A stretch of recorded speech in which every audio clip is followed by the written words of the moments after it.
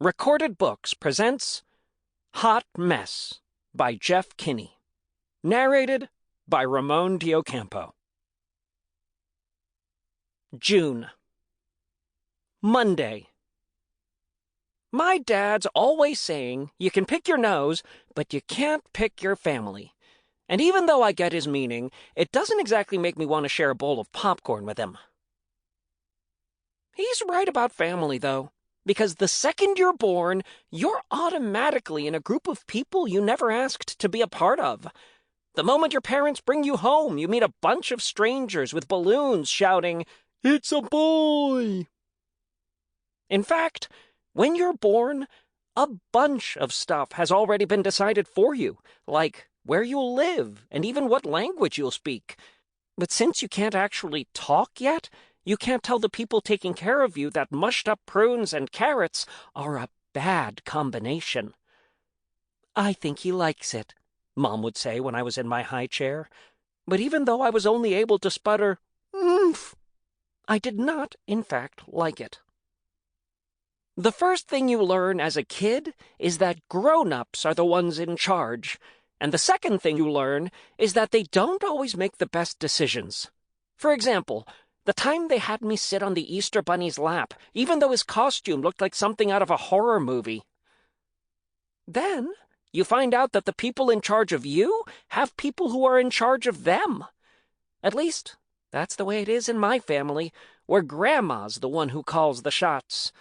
But you'd never know she had so much power just by looking at her.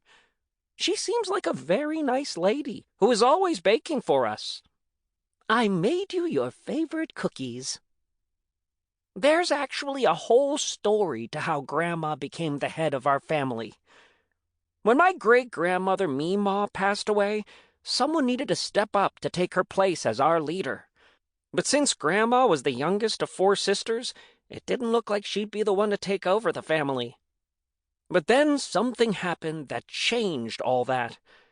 For Easter brunch one year, Grandma made a pot of meatballs, and everyone went crazy for them.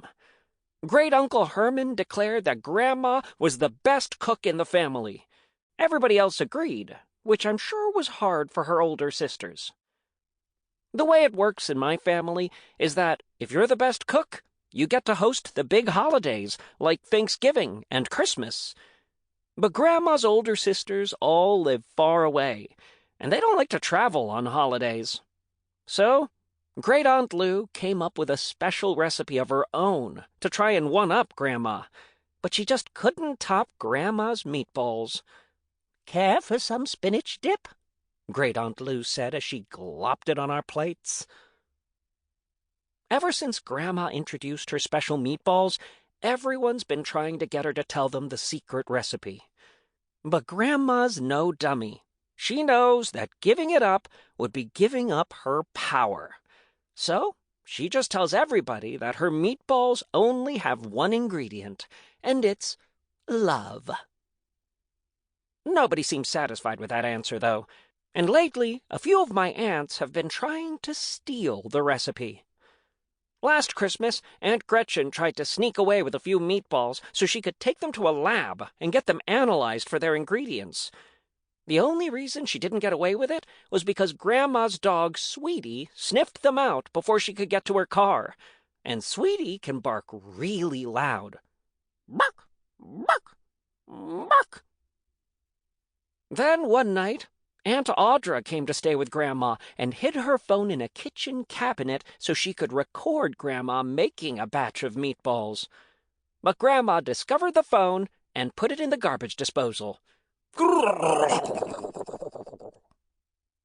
Everybody's always telling Grandma her recipe is so good she should open a restaurant and make a pile of money. My Aunt Veronica is a businesswoman, and she even came up with a plan for a whole chain of restaurants that would serve Grandma's meatballs. The tagline would be, "From my kitchen to yours." But Grandma shut that idea down by saying that you can't get a real home-cooked meal in a restaurant, and her meatballs were only for the family. I don't mean to sound harsh or anything, but I hope Grandma shares her recipe with someone in the family Sample complete. Ready to continue?